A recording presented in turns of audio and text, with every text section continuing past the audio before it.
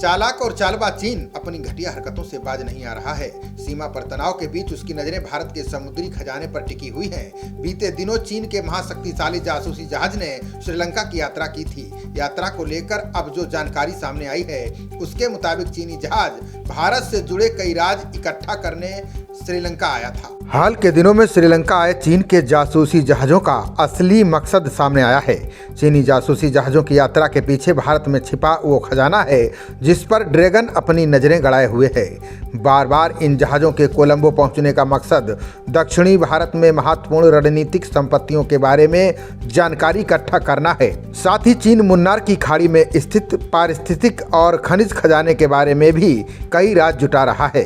विशेषज्ञों की माने तो श्रीलंकाई जल क्षेत्र में जासूसी जहाजों के माध्यम से चीनी गतिविधियों का एक पैटर्न चलाया जा रहा है, क्योंकि श्रीलंका इस समय चीन के कर्ज तले दबा हुआ है। इसी मजबूरी में श्रीलंका ने चीन के आगे घुटने टेक दिए हैं। श्रीलंका के द्विपक्षीय ऋण में 52% कर्ज चीन का है। श्रीलंका द्वारा अपने बकाया ऋणों के पुनर्गठन के किसी भी प्रयास के लिए चीन की मंजूरी महत्वपूर्ण है। चीन अपने युद्धपोतों और अन्य जहाजों में ईंधन भरने के लिए हम्बनटोटा बंदरगाह का भी उपयोग कर रहा है।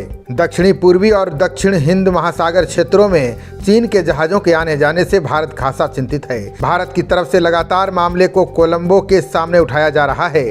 श्रीलंका ने भी भरोसा जताया है कि वो भारत के रणनीतिक हितों से समझौता नहीं होने देगा। बता दें कि मुन्नार की खाड़ी 3 अलग अलग तटीय पारिस्थितिक तंत्रों, मूंगा चट्टान, समुद्री घास, मैंग्रोव से संपन्न है। इसे समुद्री जैव विविधता के दृष्टिकोण से दुनिया के सबसे समृद्ध क्षेत्रों में से एक माना जाता है। यह क्षेत्र अपनी अद्वितीय जैविक संपदा के लिए भी मशहूर है। इसी वैश्विक महत्व वाली समुद्री विविधता के भंडार पर चीन की नजर है। खाड़ी में कई हजार साल पुराने पौधों और जानवरों की 4243 प्रजातियां मौजूद हैं। इसी वजह से ये भारत का सबसे समृद्ध तटीय क्षेत्र माना जाता है। मुन्नार बेसिन दक्षिणी भारत और उत्तर पश्चिमी श्रीलंका के बीच स्थित है। माना जाता है कि यहाँ पर करीब 260 अरब डॉलर की कीमत वाले तेल और गैस के संसाधन हो सकते हैं। साल 2011 में मुन्नार बेसिन में पहली बार एक प्राकृतिक गैस क्षेत्र की खोज की गई थी। बताया जाता है कि यहाँ इतना खजाना है जो अगले 60 वर्षों के लिए श्रीलंका की ऊर्जा आवश्यकताओं को पूरा कर सकता है। हालांकि कोलंबो ने अभी तक इस खजाने का उपयोग नहीं किया है।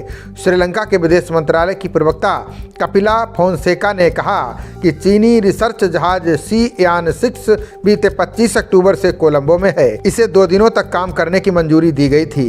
इससे पहले श्रीलंका ने जहाज को रिफ्यूलिंग के लिए कोलंबो के मेन पोर्ट में प्रवेश करने की भी अनुमति दी थी। खबरों का सिलसिला जारी रहेगा। देखते रहिए जनप्रवाद। नमस्कार।